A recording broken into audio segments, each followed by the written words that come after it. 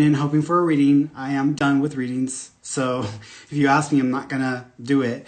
So we're doing our study group time, and we are on a Course in Miracles, and the version of this that I am actually working with is the complete and annotated edition of A Course in Miracles. So it's actually the one that has all of Helen Schumann, because Helen's the one who was the channeler. She put all her notes in this. So the last time we did this, I think I repeated a section because I was looking at my notes and I was like, oh my God, I think we did the same thing. So, but that's okay. It was still a good show, or a good study group time.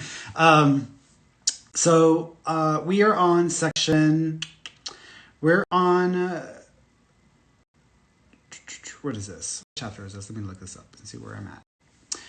We are on chapter 2, and we are in section 7, right? Yeah, looks like it's section 7. So section 7, chapter 2 of the Course in Miracles annotated. The original, or the one that's the most popular version of the Course in Miracles, I think you can still follow along. There's just a bunch of extra stuff that is included in the annotated version that is not included in that one. And that's why I picked this one, because I feel more of a pull with that. I like to know I like to know all of the chisme, or all of the business. So that's what that's about. What's going on there? So that's what that's about. So just FYI as well. All right, guys. So I'm going to read the section, and then after that, I'm going to go over my notes, because we've got quite a few notes there, and I spent some time kind of going over it first before we did this, so I can kind of write it all out. So I'm just going to read it. If you follow along, great. If you don't know what the hell I'm talking about, or you are not sure what is being communicated in the book, that's okay, because it's very ethereal, and it's a lot of there's a lot of complexity to the information in the book. So just FYI with that. Okay, so again, section 7, and I'm on page 78. So the miracle as the means of healing. The new emphasis will now be on healing. The miracle is the means, the atonement, the principle, and the healing is the result. Those who speak of the miracle of healing are combining two orders of reality inappropriately. Healing is not a miracle. The atonement, or the final miracle, is purely a means, while any type of healing is a result. Atonement is the remedy. The degree of error to which it is applied is irrelevant. Essentially, all healing is the release from fear. But to undertake this, you cannot be fearful yourself. You do not understand healing because of your own fear. I have been hinting throughout that you must heal others. The reason is that their healing merely witnesses to yours. A major step in the atonement plan is to undo error at all levels. Illness, which is really not right-mindedness, is the result of level confusion, in the sense that it always entails the belief that what is amiss is in one level can adversely affect another. We have constantly referred to miracles as the means of correcting level confusion. In reality, all mistakes must be corrected at the level at which they occur. Only the mind is capable of error. The body can act erroneously, but this is only because it has responded to misthought. The body cannot create, and to believe that it can, a fundamental error responsible for most of the fallacies already referred to, produces all physical symptoms. All physical illness represents a belief in magic. The whole distortion which made magic rested on the belief that there is a creative ability in matter, which cannot control the mind. This fallacy can work either way. That is, it can be believed either that the mind can miscreate in the body, or that the body can miscreate in the mind. If it can be made clear that the mind, which is the only level of causation, cannot generate effects beyond itself, then neither confusion need occur. The reason why only the mind can make or create is more obvious than may be immediately apparent. Spirit has been created. The body is a learning device for the mind. Learning devices are not lessons in themselves. Their purpose is merely to facilitate the thinking of the learner.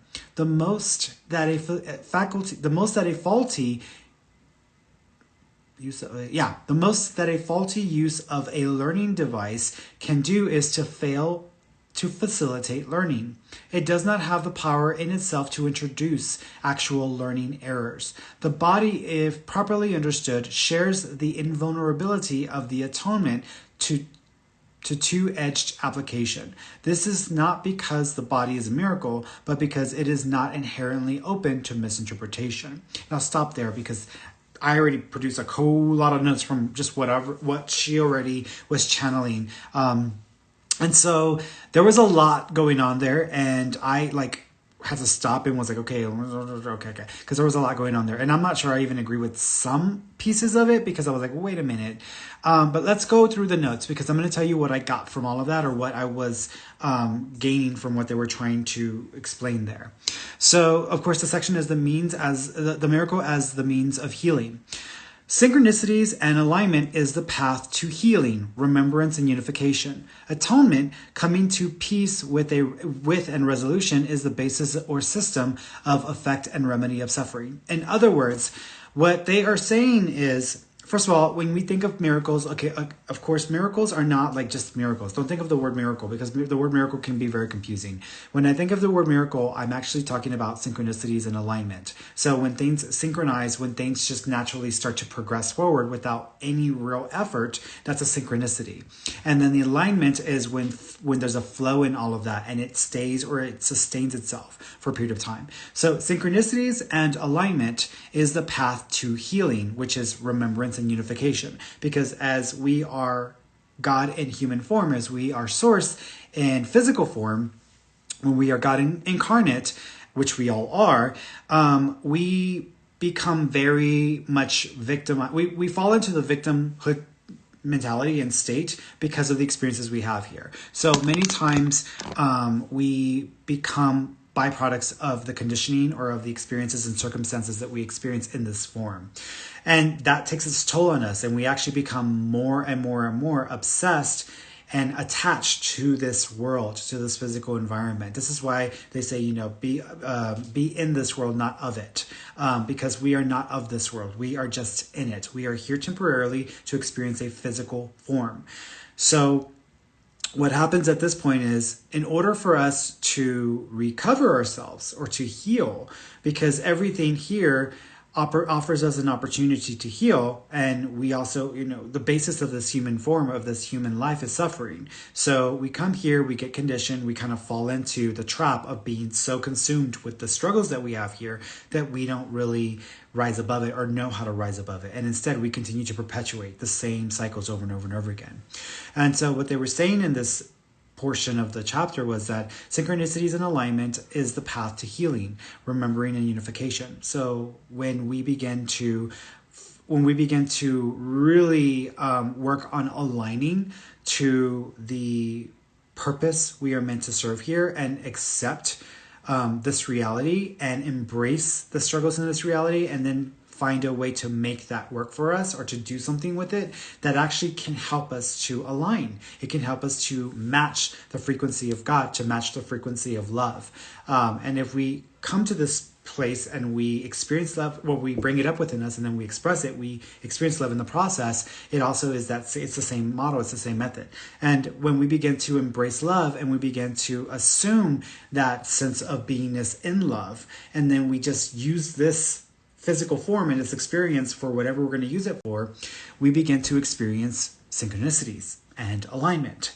And from that, we begin to remember our divinity. We begin to recollect and resume a much stronger connection and bond with God, with Source, with our higher self, our parent self, etc. So we begin to assume a higher, stronger connection to that, and we reunify in a way. It's easy to unify and to remember when you are done with this body and you exit, whether through death or whatnot. It's easy to unify and remember because at that point, this body is no longer, this physical form, this construct is no longer holding you and anchoring you down to this physical form, to this physical environment, to this three-dimensional or this reality matrix is what I call it. It's a reality matrix. So Nothing is really binding us to it, is anchoring us to it. So when we pass on, we release from that, and then we begin to ascend into that state, and we remember, and we reunify with Source.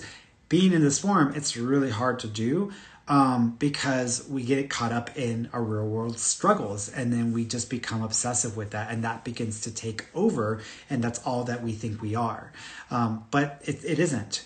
So when we are trying to heal, the path to healing is through the process of atonement, which atonement is a fancy word for coming to peace with or having resolution with.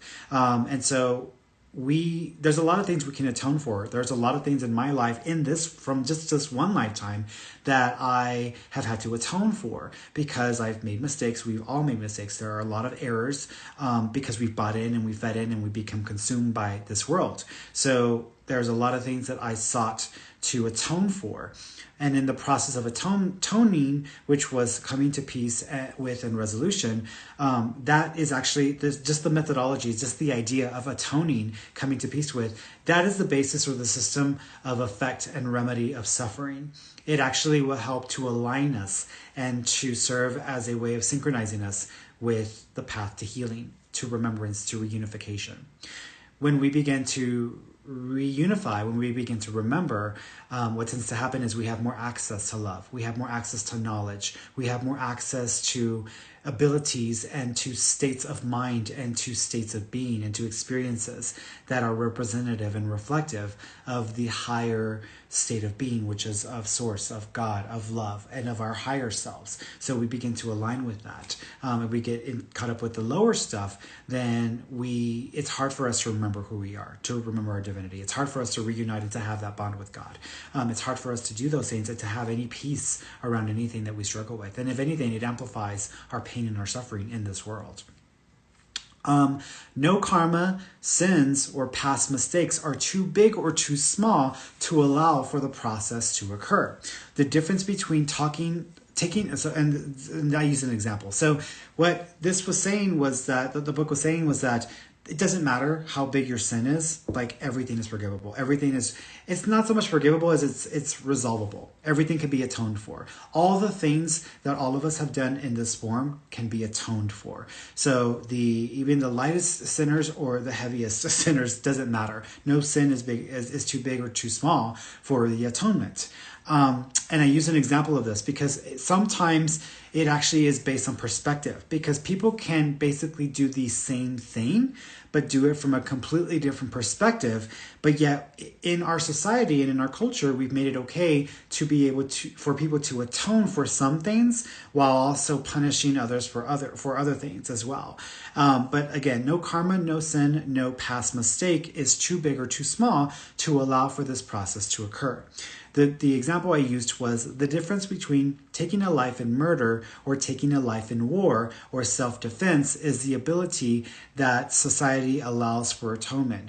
All healing and atonement is a release from fear and the illusion of separation. So if someone, like, let's say, for example, when we think of like a murderer, someone who wants to go out and take a life intentionally, and they feel like that they have the right to do that. That is one way, that is one sin or one error. Now, if someone goes off to war and they're serving this country and they shoot up a bunch of people because they're having to do that, then that's another form of it as well. It's taking a life. Both people have taken lives, but one person is taking it because they feel justified. The other one is doing it because it is seen as justifiable in the circumstance of either the defense of this country or of the defense of themselves, or just out of going into a battle zone and intentionally trying to reduce the ability for the adversary to have any power or to be able to affect and continue to produce more whatever. And we can't always assume that we're the good guys and everybody else is the bad guys, because it doesn't work that way, guys. I wish it was black and white. Life is not black and white. Everything is gray. So we are sometimes, in positions where we're doing it out of a need to protect ourselves or to protect our whatever, and then sometimes we're doing it because we want to dominate or control or take over something. And it's happened in this country. That is the history of this country. It's the history of this world. Every single continent has had a civilization that has done just that. So you can see it in that way, but it's essentially like if you have someone who's a murderer going out and taking a life, they see that as and they feel justified that they can do that. But if you have someone who is a military personnel and they're serving this country and they're, in Afghanistan or they're in Iraq or whatever, and they have to act in violent ways, take lives, that is another situation where someone is taking a life. And then when you think of, for example, someone who is like out and about shopping at the grocery store, and then they go into they're out, packing, putting their stuff in their car or whatever, and someone comes and attacks them, and they just happen to defend themselves. And in the process of defending themselves, they take that person's life. Again, they've still taken that person's life. So that's three separate situations and scenarios where someone's life has been taken, and with those situations in our society, in our current culture, in our norm, it's okay for someone to be a soldier to go out and take a life if that's part of the service that they're performing. It's okay for someone to take a life in self-defense if they are defending themselves. But then we put this other person in a completely different category if they feel justifiable in taking someone's life because they just wanted to do it, and so they're just a murderer. So what this is saying.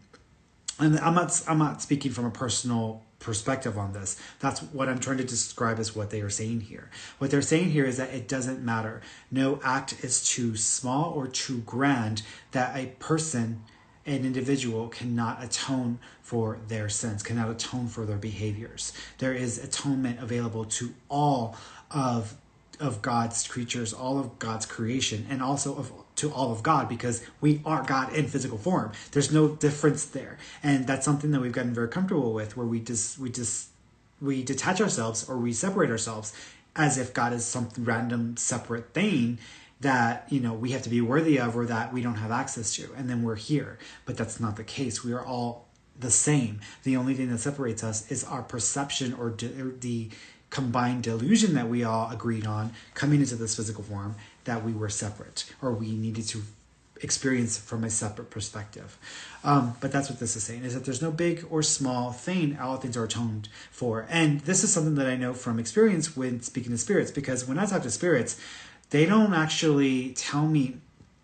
Someone asked me earlier today, is there purgatory? Do people go to hell, etc.? And I was like, no, I've not experienced that when communicating with them, because when I communicate with the spirits, there's only here and there's there. That's all I've ever encountered.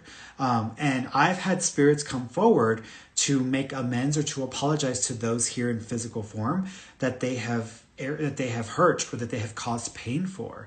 And some of those situations were like when someone was molested or raped. I mean, like really challenging situations that it's not easy to forgive or even to move past. But I've still had spirits come forward who have offered to make amends or just to apologize for their behavior and what they've done in this physical form when they were alive. But they're granted that opportunity, and then they rescind back into that form, back into that state of being, and then usually the person's like loved one or family member will come through. So there have been plenty of instances of that that I've encountered myself. And whenever I think of the idea of hell or purgatory, for me, the idea of hell exists here. We are in a living hell. This environment, this physical reality, this matrix reality, we have the capacity to produce the worst of the worst here. And we are the ones producing it. We impose hell on ourselves. We've imposed hell on ourselves. Now, we can rise above it in instances where we can actually sustain a higher vibratory state, a higher state of being here. But at the end of the day, all of humanity's worst experiences and worst creations are here in this form. So when you think of a spirit suffering or purgatory or whatever in that nature, in that form, yes, there are spirits who can punish themselves. They punish themselves because they don't feel like they deserve heaven. They don't feel like they deserve love. And one specific instance that I remember this, I once was asked to go to a house to clear out a spirit, because there was a spirit that was kind of occupying the space, and everybody that would go to the house would feel that energy. And this person was actually a person who had died in that house, and they'd committed suicide. So when I got there, And I started talking to the guy. It turned out that he was Catholic. He believed in like, God and heaven and all this other stuff. And I asked him like, well, why haven't you crossed over? Like, just cross over then. Why are you hanging out here? Like, you're just pissing everybody else off here. And he said he was afraid that he would suffer in hell, or that he would be punished for killing himself. But he wanted to get out of here. He didn't want to be here anymore. So, I had to ask my guides. I was like, hey, y'all, like, do y'all have anybody who can come and get him? Because he doesn't trust me. And I've tried to talk him into the light. He doesn't trust me. He doesn't want to go into the light. So can y'all send someone to come and get him? And then out of a light descended, apparently his mother and his grandmother. So they had passed away. And they came to collect him. They came to help me. And when they started talking to him, he didn't believe it at first. He didn't believe that it was them. But as they began to talk and really try to convince him, he was like, oh my God, like, it's you. Like, it's actually you. And they told him, they were like, it's okay. Like, you're not going to be hurt. Like, we're here to collect you. We love you. And you're welcome to join us in heaven. And so he agreed to that, and he went back with them into the light, and he was able to like release himself. He was able to release himself from his own purgatory, from his own hell. So when people ask me those kinds of things about purgatory and hell, I'm like, my experience says very much differently than what we might read in a Bible, or we might read in a book that says this or says that. And honestly, it comes down to the individual, because we can really subject ourselves to that kind of suffering, and we are doing it every single day in this life, in this form. We subject ourselves to suffering, to the inclusion and the effect of fear in our lives, and the ideology that we are separate from God when we are not. We just are pretending to be, to have this human experience. To move forward in fear does not allow for the full potential of healing and recovery. To heal others induces healing in the self. Others are the self. There is no difference between others and the self aside from the presence of fear due to the great separation.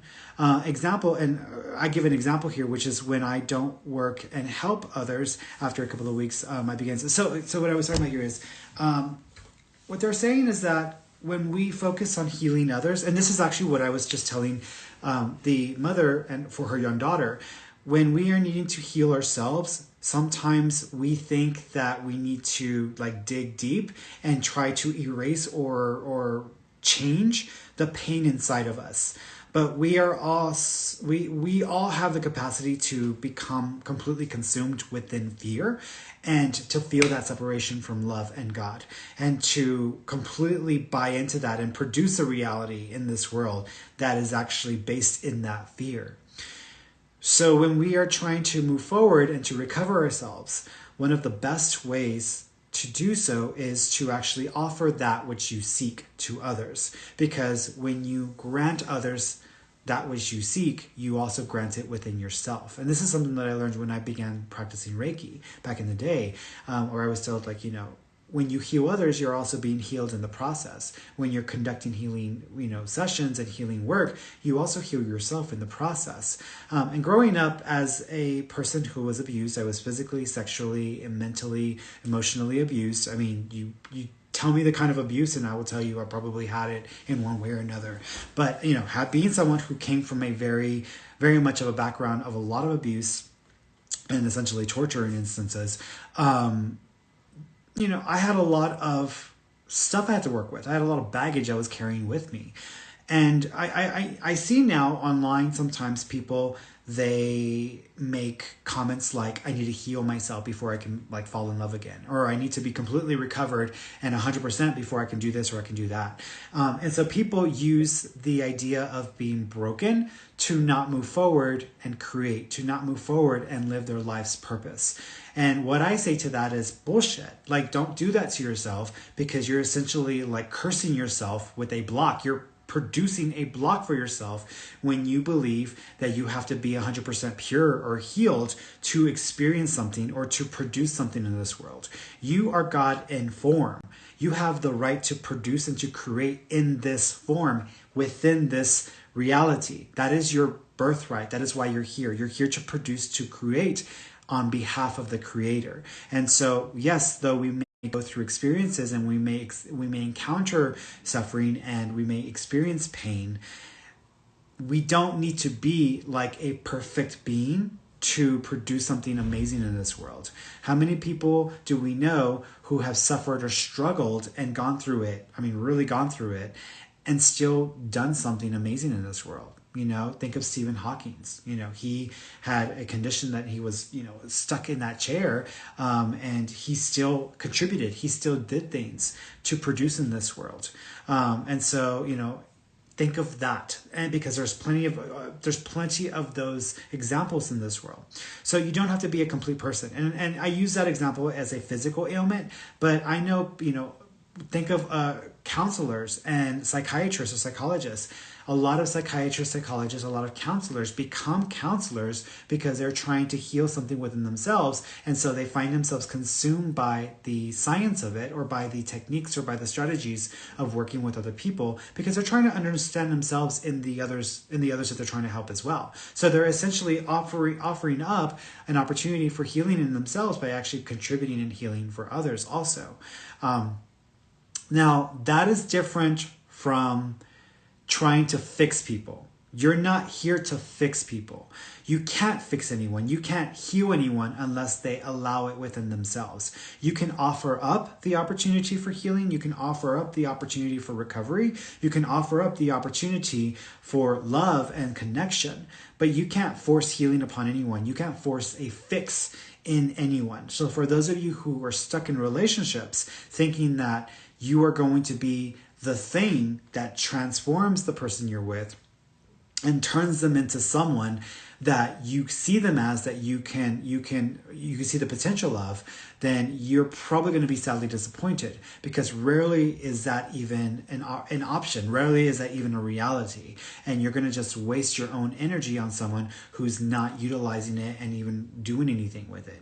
Now, if you have a spouse or a significant other, and let's say they have a drug issue, and you're trying to help them with this drug issue, and you're helping them through rehab and etc., and they're doing the work, that's not you trying to fix them. That's you loving them and offering of yourself to help them through this journey.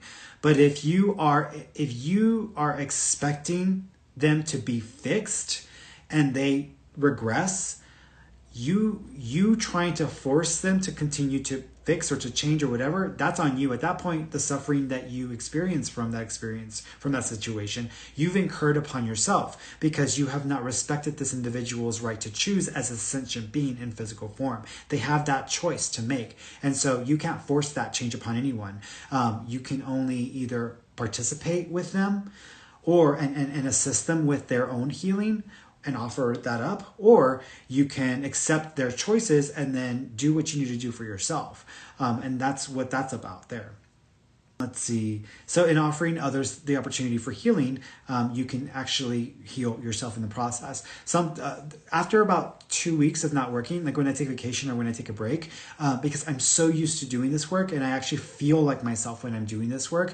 When I'm not doing this work, I go into another mode. I go into the other Ferny mode, and I get more reclusive. I get more quiet. I don't speak as much. I don't talk as much. Even my partner will tell you that I don't talk at all. So he says the actual opposite. I don't talk at all. But that's because this work takes everything from me, and I'm dedicated and devoted to the passion and to the work that I do. And everything else in my life will suffer because of it. And so even myself, like when I work on days that I work, I don't eat. Like I rarely eat because I'm not hungry, or I get so consumed with what I'm doing that I forget to eat. And that's me, doing stuff, and then being so consumed by it that I'm neglecting myself as well. But everything in my life gets neglected when I focus on my work. But the work is so important. And for me, it is essential that I do this work, because it is why I'm here. It is what I'm meant to do. Since the very beginning of me being a child and me remembering, this is what I've always needed and wanted to do. So for me, I'm fulfilling what I'm meant to do in this world, and everything else in my life will suffer because of it. That doesn't mean that everything in my life is horrible or bad. I don't have a bad relationship with my partner. I actually have a good relationship with my partner. I have a pretty good life. I do take care of myself. I do give myself, tender loving care, TLC. I do give myself, time. I give myself what I need. But when I am working and I'm doing this work, I am giving everything that I can give to it, as much as I can give to it.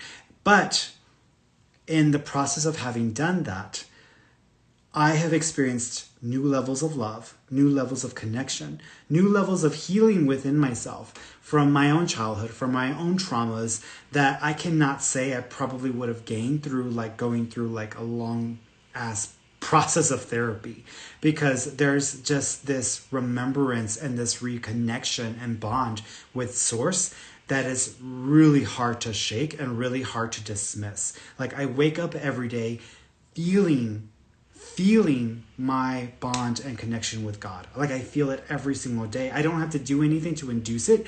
It's just there. And I know that if I just shift my perspective or shift my focus to that bond and connection, it just becomes more amplified. And I can use it to understand things from a different perspective, from a godly perspective, from a source perspective, which is why I can tap in and tune into the things that I can, because I believe myself to be source, not worthy of source. I don't have to be worthy of source, because if you are source, there's nothing to be worthy to if it's yourself. It's like you looking at yourself. I want to be worthy to the reflection of myself in the mirror. No, this is just, you're looking at yourself. You're dealing with yourself. So there's nothing to be worthy to.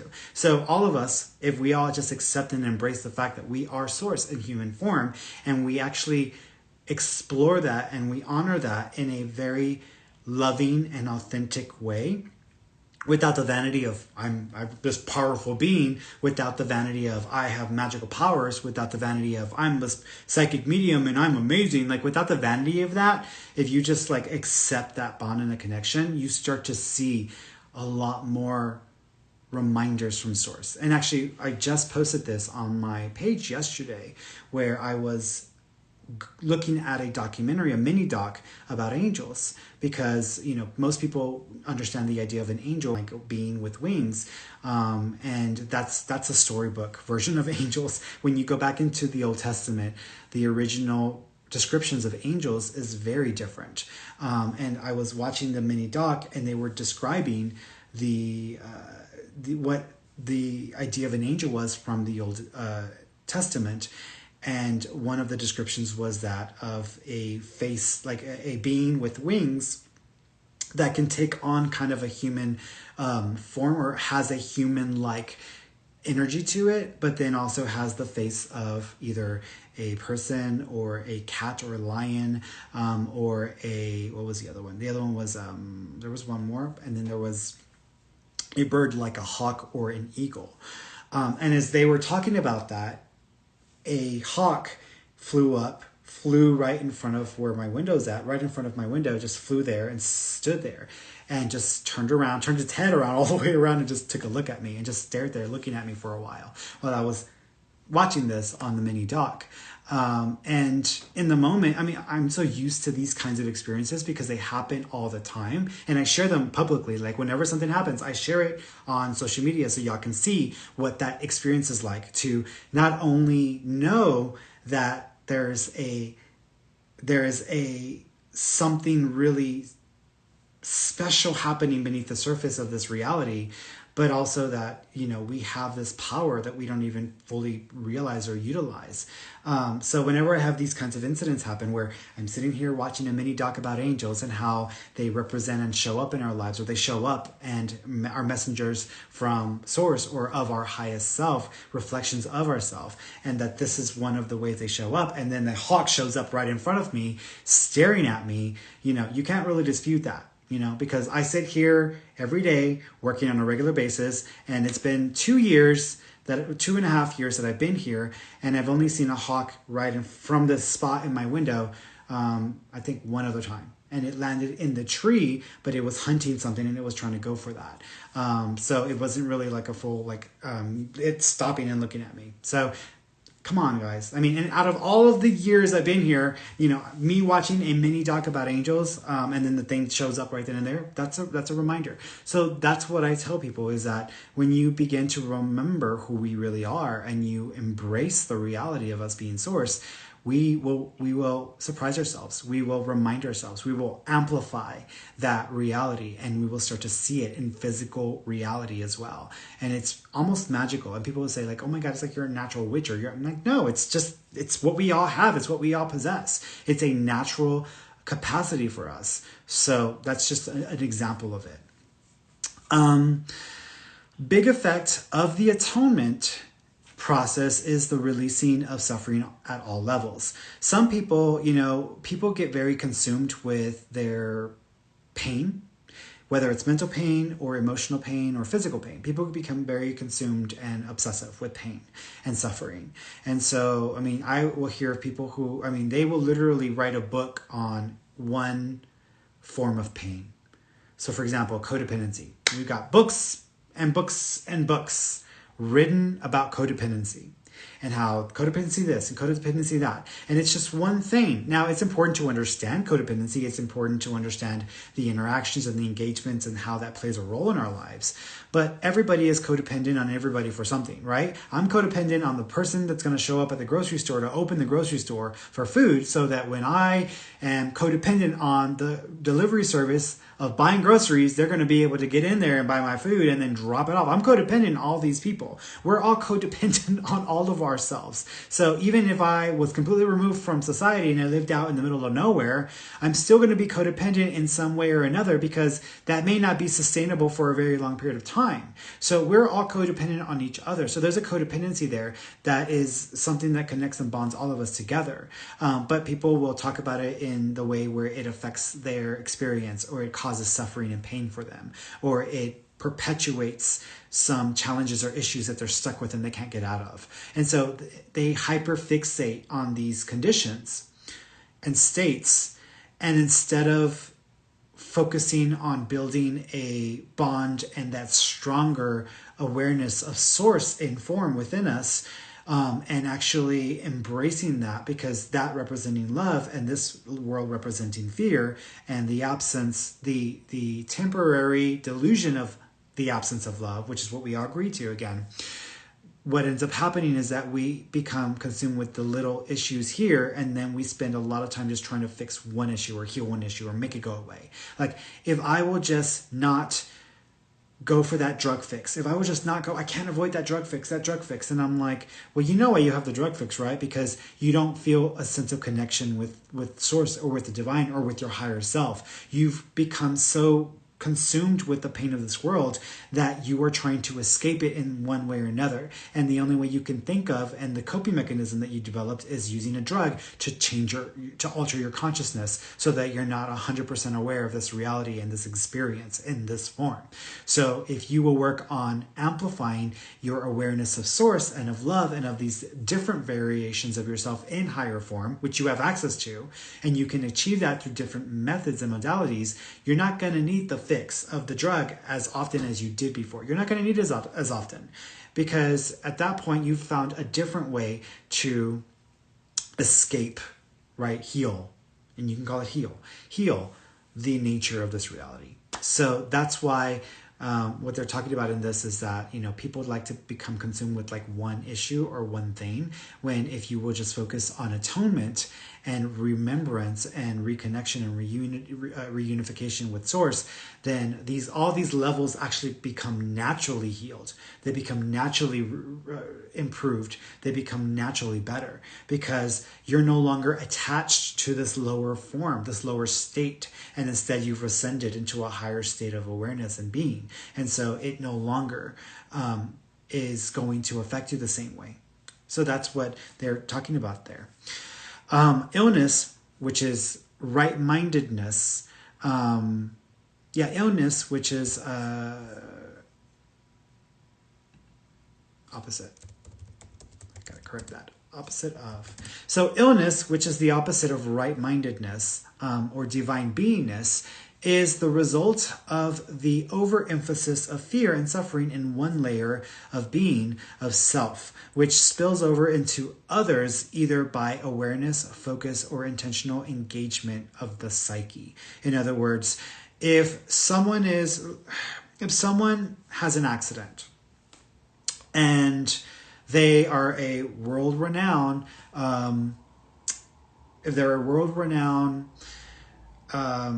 sports person, what's it called? Athlete. They're a world-renowned athlete and they have an accident. And the accident could potentially affect their ability to retain or to maintain this thing that they've been so passionate and been consumed by for their entire life. There will come a moment where there will need to be a decision. they can either accept the scenario that they are faced with and make peace with it, and then do the best they can to rise to a different state or to build themselves up to a different level that is something they can still utilize in some way or another.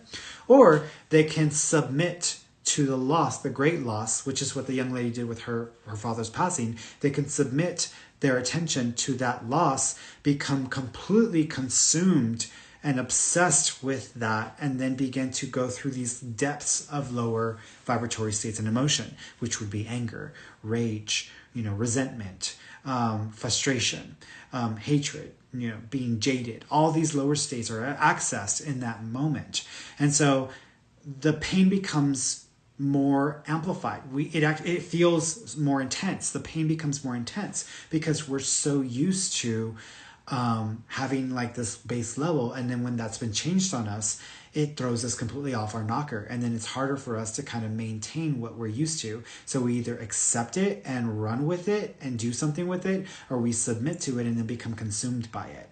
And people who become consumed by it, it either will begin to cause them to act out and lash out because they feel that pain, and all they can do is lash out like an animal when it's been wounded. When you try to touch it, if it's in pain, it will lash out at you. It will bite you because it's in pain, and you're just triggering more pain. Or they can accept the pain, make peace with the pain, the condition, and then do something to elevate their experience of that state in that current moment. And then that actually begins to elevate them and realign them with reunification, realign them with source, realign them with love. That doesn't mean that they will not have that condition further, because that condition could be part of their karmic, their soul contract, their soul agreement, that they were going to have this experience to produce something from it, to trigger something to be created in this reality because of that experience. It could be something that is meant to be there for a while. And so if it is meant to be there, then people can go on and use it and still do the very best they can, no matter what, which is what Christopher Reeves did. Christopher Reeves, he was this, he was Superman. And once he fell off the horse and his back broke, that was it. Like, he was no longer able to be this person that he had been all of his life. And so he had to find a new way to live. And he did. He tried to find new ways of applying love into this world, of applying something to this world, of creating or producing something into this world. That doesn't mean he didn't have bad days or he didn't suffer, but he still did it no matter what. He was still pushing himself to produce something. I can say personally from experience, this is something that I had to go through last year, because, in this world, I have an ideology, I have this mindset. And so when we are in a situation where we have a lot of chaos happening in this world, and we have a lot of craziness, and we're turning on each other and we're struggling with each other, then at that point, it becomes a lot harder. And that's what 2020 was for me. It was a lot harder for me to maintain the higher levels of being that I'm used to. But I was like, to hell with it. Like, fuck it. I can't. It's going to be hard for me to be in an ascended state. I saw a lot of people like, hey, love and light, everybody, love and light. And I'm just like, I don't know what kind of reality y'all are living in, because that is not the reality that we are dealing with. And if you are going to just stick your head in the sand and not accept what we are going through, then you're essentially ignoring your opportunity to gain something from that experience, because it served us as humans in this form. So instead of fighting it and trying to ignore it and avoid the craziness of 2020 and put my head in the sand and just pretend like love and light everything, I would have missed a really amazing opportunity to understand myself and to understand the connection with us and amongst us that I gained last year. And I gained a hell of a lot last year because of it. So it was an opportunity for me. So that's what that was about. So there was that. And so, like I said, make the best of it, even if it's not a perfect situation. Just do the best that you can. All conditions are based within the layers of mind being sponsored by fear. The focus of clearing one layer does not clear others, as each layer must be cleared. Atonement can affect all layers simultaneously. When someone is trying to heal themselves or working super hard on healing one issue that they have, it's not necessarily going to fix all the other issues within them, because they're hyper fixated on that one issue. They've actually amplified that condition and that state of being and awareness. So in order for you to thoroughly heal a large portion of yourself that is in trauma, that is stuck in old patterns, you kind of have to focus on atonement. Not atonement and fixing of that one issue, but the atonement of beingness in fullness, meaning the acceptance of love, the embracing of love, the amplification of that. And that actually will begin to resolve some of the things that we struggle with. The mind produces conditions, the body does not, for it cannot create or produce conditions. The belief that the body can produce conditions is an error based in the mind and its belief, and not in the body. The body refers to mind in all of its expressions. In other words, we have this belief in reality that we react or we feel the way we do because of circumstances, because of what our body does. Our body does this crazy stuff and my mind has to react to that, when in fact it's the opposite. The body is a tool, a mechanism that we utilize in this form for the purpose of living a human life. And so all that the body does is thoroughly based in the functioning of the mind. The mind produces the circumstances of the body. So if you suffer from cancer, if you suffer from a condition, if you suffer from this or from that, then your mind, your state of being, is acknowledging or interacting or engaging with either variables or with conditions or with thoughts or with others, and it begins to produce some of these conditions within itself. And so this is why people think that if I need to be healthy, I need to go and fix my physical body, or I need to go and do this, or I need to go and do that. It has to start in the mind, because you can be diagnosed with cancer and you can say, okay, I'm going to go through chemo and I'm going to go through whatever they want me to go through. But if in your mind, you don't really want to deal with chemo, if in your mind, you don't really want to deal with going through that long process, if in your mind, you have been jaded for a while and you've kind of not been happy with life anyways, if in your mind, you don't really want to fight because you're tired of having to push yourself in this world for different reasons, then you've already given up. You've already basically submitted to the fact that you no longer want to exist in this physical form, and you've given your body permission to allow the cancer to ravage you, to take over. Even if you still on the outside put every effort into trying to heal and trying to recover.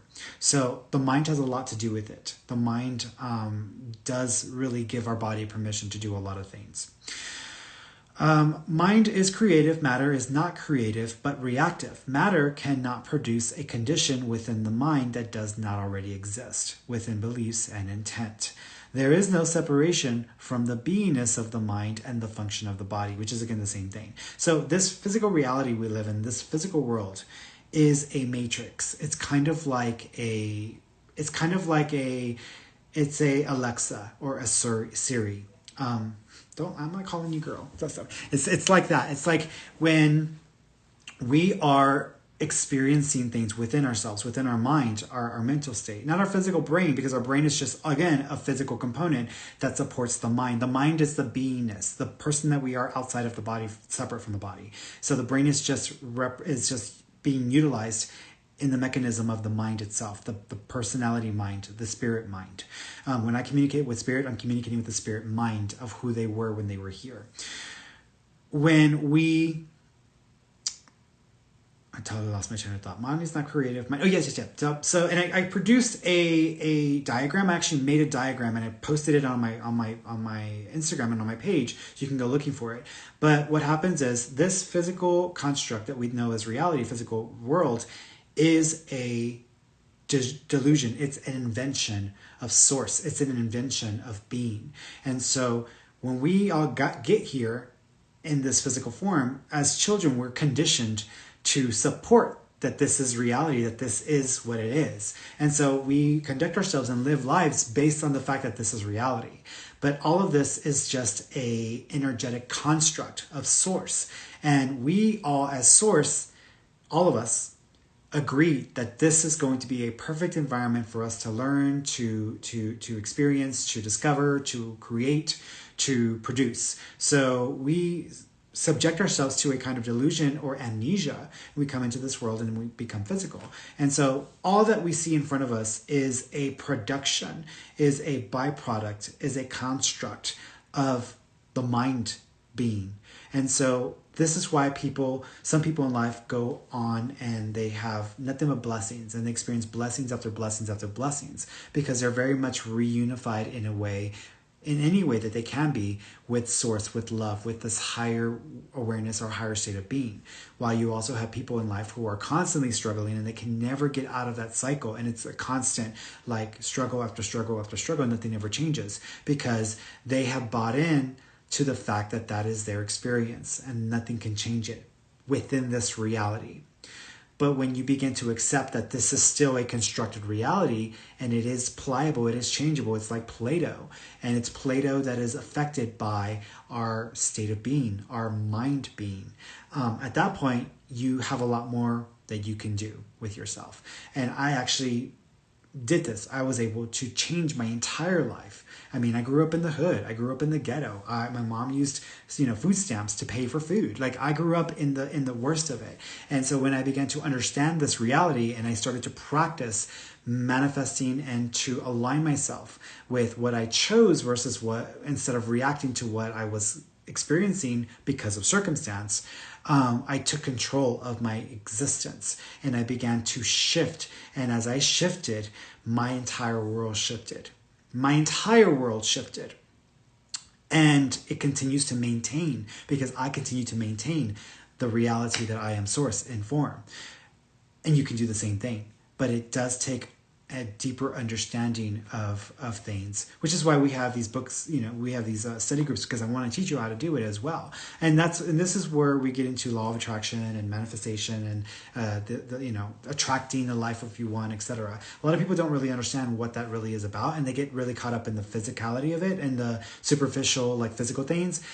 You can have physical things, you can have nice things. I believe I have a nice home to live in. I have an office with an amazing view. I have all these books and this like fountain of knowledge. I have great tech that I, get to enjoy now. I remember back when, just the idea of having a laptop seemed like it was this like big thing. Like, oh my God, like maybe one day in the future, I'm going to get a chance to have a laptop. And now I have like, all these different, I have 3 laptops or 4 laptops. So you can get to a state where something isn't really as big a deal as we make it out to be. So for someone who is in a state of poverty or in a state of fear, the idea of $20 is a lot of money. $20 is not chump change. But for someone who has gotten comfortable with money and has become has a good relationship with money, I no longer see it as like a symbol of wealth or of value. I see it as just a resource or something. $20 is just $20. It's just, for me, it's like 5 cents. Like in my mind, that's what it feels like, 5 cents. But for someone who is in that state of fear and lack, to them it is something much bigger and much grander,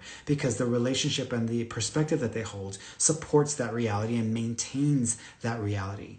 And so that's why it's important to shift the way you exist in your relationship to things, because that can totally transform everything in your life. Okay.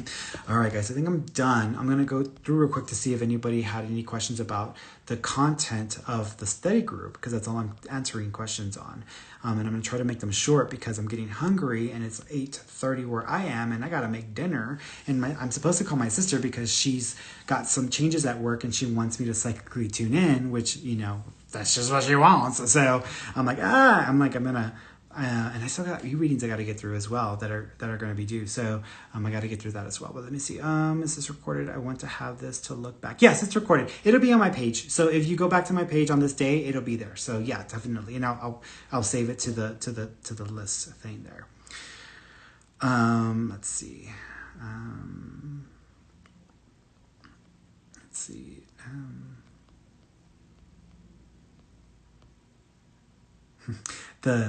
The AJ Chavez, do you have another Q&A? I'll have another Q&A. You mean like podcast? Because I did a Q&A podcast. Yes, I definitely will. I actually really enjoyed it because y'all have some really great questions, and sometimes it's fun to have those connections with y'all. So I probably will do another Q&A podcast next week sometime. I don't really know when because I have to be in the mood. I've now decided that the idea of this hustle mentality, like you have to be busting your ass every second of every day to make it in this world, I think that's bullshit. I don't think that that really is what it is. I think that that's a great idea. I don't actually think that it serves me in any productive way, because I tend to produce the best in my life, or produce the best work and do the best when I just go with my own personal flow.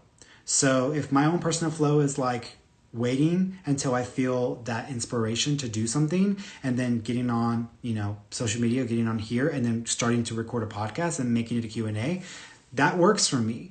But last year I had a team, and I literally was like a computer, and I was trying to like produce like a computer. Like, okay, today I have this and this and this and this, and I had to force myself to be inspired, and that wasn't working. I was like, I'm not producing quality content the way that I really prefer. So I really want to stick to quality. So that's why this year things are going to roll out whenever the hell I feel like it. And so if there hasn't been something for a while, like I recorded a bunch of Chibi Lion skits, and I still have more to edit. But I just haven't felt like editing. And I'm like, it's okay. I'll do it whenever I feel that I need to do it. And that's okay, because that's really what it's about. So for me, it's like you can hustle your ass 5 days a week and produce like low quality something, or you can allow yourself to align with the energy of source and inspiration, and then really bust your ass and hustle one good day and produce something that is amazing. And for me, that is what has become the norm. And so for me, I'm fine with that. And it makes it easier to enjoy the fruits of my labor, because I have busted my ass to get to this point in my life, and I want to enjoy it. And for me, working 7 days a week is no way to enjoy it when I've worked this hard to get to this point. So for me, it's like, no, I'm going to just go with the flow, which is what we really all should do. Go with the flow. I'm going to go with what I feel comfortable with, confident with, and then just do me the best way that I can do me. And so I think this whole, you gotta hustle. Are you a hustler? I'm like, nah, I'm like, I do it my way. And I'll produce a lot, but it ain't gonna be by your timeline or by what you think I should be doing when I should be doing it. I'm just gonna do it when I do it. So yes, to answer your question, I know there's a long answer. I'm going to, and I said I was gonna make these answers short, right? Yeah, I am gonna do another Q&A podcast, probably next week. Isabella Nchondo. Yes, I love this. We're just balls of energy experiencing a physical body. Love your knowledge and analogies. We are balls of energy. Actually, I believe that is the actual structure of our being, is a sphere. And that's, if you look at my diagrams and what I've created, everything is sphere based. And if you look in our environment, in our world, I believe, because of experience, and because this is what I've been told, is that we have reminders everywhere of how things are in truest and authentic form. So when I think of God, I think of a sphere. Now, that doesn't mean there's a sphere out there separate from all of us. If you look at the whole entirety of creation, it's a sphere in my understanding. It creates a sphere of being. So when you think of the soul, I also think of it as like a sphere. Now, it can present itself as a person depending on how you're going to engage with that energy, but I still think of it as like a sphere of energy, a ball of energy, a representation of energy, a unit of energy that is circular and round. When you look at the solar system, all you see are spheres. When you look at, hopefully you're not a flat earther, because this world is definitely a sphere, it's not flat, but it's a sphere. If you look at the cells of the body, we see spheres. When you look at atoms and electrons, etc., you see spheres. And they're like mini universe. There's like mini solar systems within the larger solar system. So everything is going to show you a representation of what is in the biggest and grandest and smallest forms. And it's everywhere. It's all over the damn place. So everything is sphere. Even the eyes themselves, they have a spherical shape to them. So I believe that spheres are representations of a ball of energy, or a representation of energy.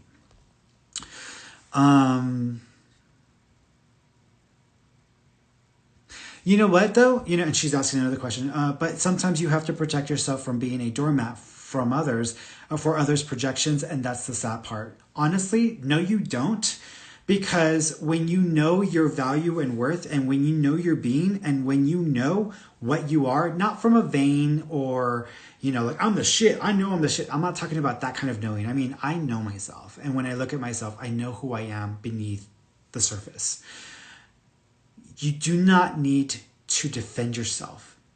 And I'm finding that more and more and more. Like, I'm like ready. I'm ready to like snap back if I have to. I'm ready to have to deal with some bullshit if I have to, because the reality of this world has taught me just to be prepared for that. But as I've gotten more aligned with love and with source, I find that I encounter less and less and less incidents of people actually targeting me with any kind of malice or anger or negativity. And if anything, they don't even want to deal with me. They just like, they go away. They just leave me alone. I don't have to defend myself, because there's no need for defense. Because if I'm only putting out love, why should someone have to attack love? Why should someone have to attack something that is coming from a pure place? So I don't have to defend myself as often. Yes, I have boundaries. I have very, very strong boundaries. And stating a boundary or letting somebody know what your boundaries are, that's one thing. And you can do that, and it can come across kind of rude. Like last week, someone was asking me for a private reading while I was doing the study group. And I said, unfortunately, I can't do that, because I promised God that I would do teaching in a spiritual way to help others to become aware and to remind them and help them remember and to reunify, so that they don't suffer as much in this form and they can make it through to the end of their soul's plan for this life. That is my promise to God, to myself, to us in form. It is a promise to all of us. So when I move forward with that clear intent, I don't have to do anything to defend that. Life just kind of lines itself up where things are made easier for me, and there's less resistance, there's less pushback. And when you're loving God, when you're loving source, that you're loving all of us, I'm loving those people as well, even the people who are coming for me. It doesn't matter. I'm loving those people as well. So there's less people coming for me because they don't see the threat. In fact, they only encounter the opposite. Now, yet last year, there might have been more incidents of that, but because I lowered myself and lowered my energy, because I became consumed by the suffering of this world and the craziness, that was a different scenario, a different situation that played out there. But when you resume or reconnect to those higher states of being, you don't have to really defend yourself. You don't really have to push back on anyone. You can state your boundaries, but that's all you have to do, state your boundaries. And if you just say no, I say no. I don't feel bad when I tell somebody no. A friend, one of my friends, a good friend of mine, texted me this morning and was like, hey, I'm planning a trip with a friend of mine up to New Mexico, where I'm at now. What are the chances of us getting an in-person reading? And I said, ha ha ha, no. No, because I am not subjecting myself to a situation where I might get sick or I might get COVID or whatever. Doesn't matter. Yeah, I may know myself, and yeah, I may feel that I'm less likely to get sick or to suffer from physical ailments or conditions. But at the same time, I still have a level of fear around that. And that fear is basically like an open door to actually allow that in. And I'm not even going to take the risk, because I'm like, no, I'm not even going to play with that. I'm not even going to deal with it. I'm just going to, if I have a fear of that, and I'm not going to try to talk myself out of being afraid of it, I'm just going to embrace that I have a fear and say, okay, well, what is my fear? Okay, this is my fear. Then what can I do to help myself feel empowered within this state of being? Then this is what I'll do. And so I take steps to feel fine and to be okay and to be safe. So, and I made myself clear. No, I don't think so. Not going to do it.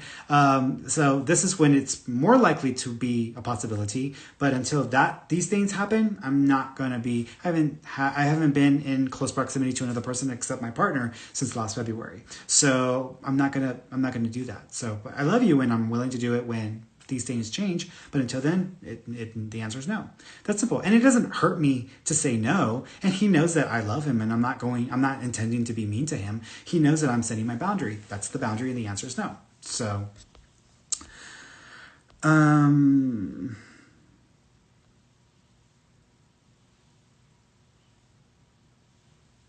yeah, actually, yeah, Rod Robin is like, your two books share the same themes. They actually do, because when you read spiritual books that have a lot of wisdom and a lot of higher channeled knowledge, they pretty much start to line up with themselves. They pretty much start to repeat patterns and themes. And when you pay attention to the patterns and themes, you can actually cut through the dogma and the religious bullshit, and you can see the lessons or the teachings beneath the surface of the way it was put out or the way it was represented by the religion or by the thing. So. It's saved. It's saved. I always save these, so they're available there. And actually, I'm supposed to, again, one of the things that I'm supposed to do is go back and cut the snippets of the different parts to save for people so they can just go straight to that one little like 2-minute clip and get what they need out of it.